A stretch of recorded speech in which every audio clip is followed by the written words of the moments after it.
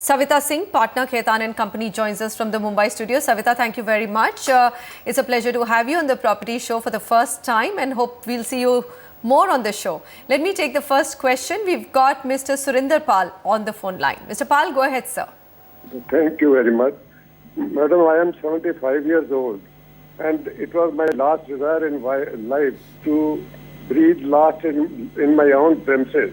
I had booked an apartment with Ira Adel Landmark Limited, which was allotted to me in Cosmo City 1 project in October 2014. So after remittance of 25% cost, I was sent a buyer agreement, which was signed and sent back by me to the buyer and returned to me thereafter, by virtue of which I was to get possession after 3 years, within 36 months, by 6th April 2015, Right. which has not been done till date. In between, the developer has been asking for additional amount and received amount equivalent to 30% of the total cost of the unit allotted to me. And last payment was made in June 2014. Thereafter, the developer has abandoned the project and is not doing anything. Mr. Bhatia, I mean, my heart goes out to you and buyers like you. This is ridiculous. I mean, this is just broad daylight robbery and they're getting away with it because despite the fact that, Savita, people put their largest chunk of savings in buying a home, this has been an unregulated industry. Here's a case where the builder has actually gone to jail and he's out on bail. So really, I mean, what is the solution for the buyer? Is RERA going to take care of it if there's a regulator, or should he just go and file a case in the court? I mean, at 74, I feel so terrible in saying that go. I mean, imagine, is this the age to be going to court and fighting and taking on builders? Provisions have come into force on 1st of May, which provisions basically relate to procedural part and which basically define, deal with the definitions, how authority will be established, procedural part or the appellate authority, and which is basically not relating to the rights and obligation and functions of the promoter or the rights, entitlements of the flat purchaser. So these are very procedural in nature. And as regards the offences, etc., also related to the defaults under the Act, that has also been not notified.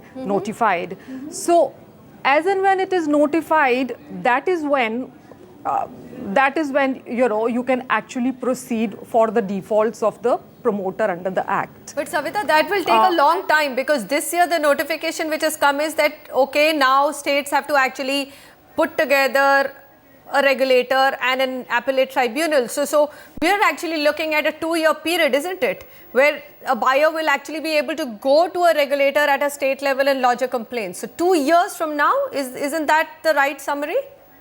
Let me just tell you, as on date, what I find very effective is proceeding under the Consumer Protection Act. Okay, all right. Which is very speedy, which is kind of,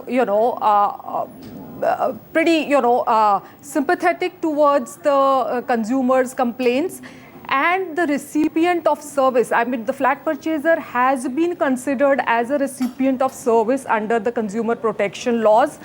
And these services which builder is to provide to the flat purchaser, they classify as services. So they can proceed under the Consumer Protection Act. And there are plethora of judgments where the courts have granted relief, where the Consumer Forum has granted relief, whereby they have not only ordered for refund of the entire monies paid, but also interest and penalties. So which is a very welcome legislation, and which and let me just also point out there's another provision under RERA which is section 71, under which all consumer court cases which are pending as on the date of the notification of the concerned section under RERA may be shifted.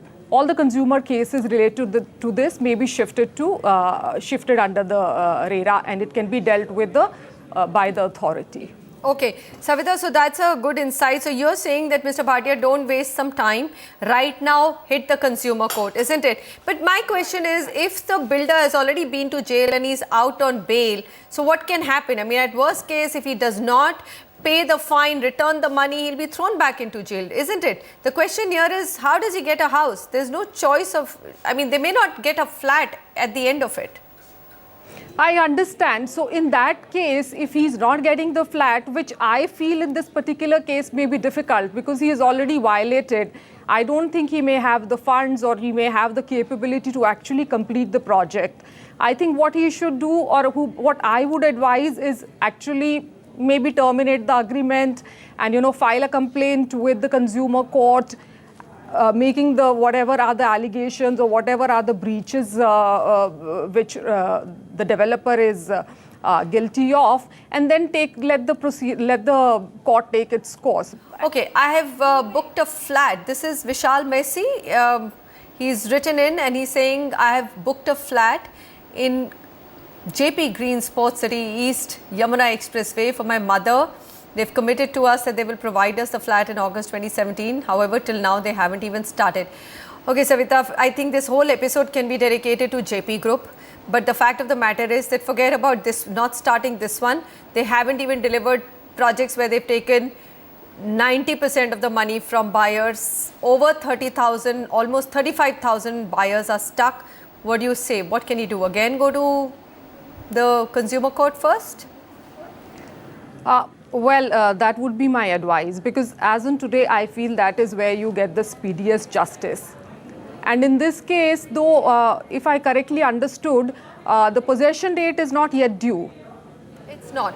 They've not even started excavation. So the project hasn't started. I'm just surprised that if it was a payment linked plan, how is it that the builders even taken so much money upfront? I mean, if the project hasn't started and it's a 30 lakh rupee flat, they shouldn't have collected 16 lakhs. Even that is illegal, but they have.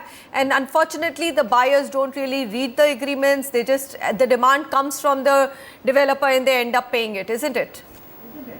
That's true. So if it was meant to be a statement, a payment which was meant to be on various thresholds, then of course he can approach the consumer court, because there have been breaches on that front.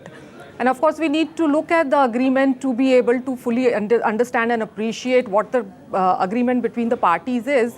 But you have a fairly good case, because there, if it was meant to be a threshold related payment, for which, I mean, you could have only paid once that threshold reached. So it's not, I mean, you can definitely sue him for breaches of the agreement. My question to you, Savita, here is, and you know, coming from the legal fraternity, explain to me, here is a group which owes, you know, tens and thousands of crores. The figure we have is 75,000 crores to banks.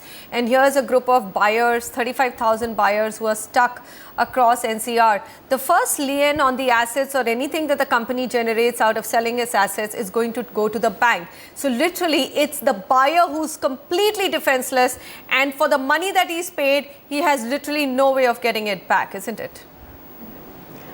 Thankfully, once RERA comes into force, we'll have all these, at least we'll have some remedies, in the sense, if the builder fails to complete the project, then the authority, the first right of refusal to develop the project would be with the allottees, the association of the allottees. If they are not keen to do it, then authority can, of course, either appoint a separate developer or some competent authority or any other measure that it thinks could be helpful for the project. All right, so those provisions, that's why we are all awaiting RERA coming into force. All the provisions would be quite revolutionary. Okay, fair enough. All right, we've got time to take just one last call. The list is so long, Savita, that we will probably forward them to you and get some response from you to help out these hapless buyers. But we've got Gaurav Jain, and let's take his question. Gaurav, hi, go ahead. Thank you for waiting by patiently. Yeah, thank you, ma'am. Hi, Gaurav here. My question is that I have paid my total amount to the builder, and they are blocking my registry, and they are forcing me to sign one A4-page document, which is called settlement document, and we haven't done any settlement with them. and they are forcing me to sign that document. Otherwise, they are blocking my registry. My all legal documents has been signed by me, and till date we have paid every amount to them, including the court fees and advocate fees. But from last 2 months, they are blocking our registry. Wow. Is there any solution for that? Savita, this is very, very strange. Everything has been paid. He's even paid stamp duty, and they're asking them to sign a settlement document. What is this about? Where is this project? This is the Ajnara project. Okay, okay. So this In is Noida. UP basically. Okay, okay. So in UP, of course, the Act Section 4 provides for that, you know, within 2 years of the completion certificate, you need to convey and you need to, you know, also provide various documents to the flat purchaser.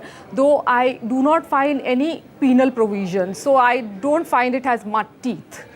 But as I said, if you go to the consumer court, because of the failure of not being able to convey, though you have the documents, you have executed, you have paid the entire fee, entire consideration, it's your right to get it registered in your favor. So you can approach the consumer court and you can have it, you know, of course, file the complaint and pursue it there.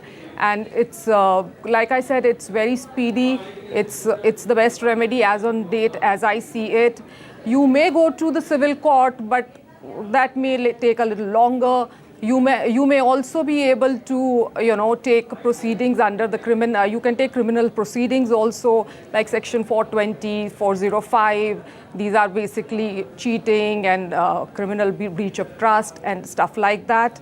So all that also you can take. But as far as refund of your monies and any kind of monetary interest or any compensation, for that you will have to go to the civil court, which is either a civil court, which is or a consumer court. Wow. I mean, I'm just looking at the list of questions and saying consumer courts will have to either multiply or get lots and lots of more people to actually take care of these cases. Savita Singh, it's a pleasure to have you with us.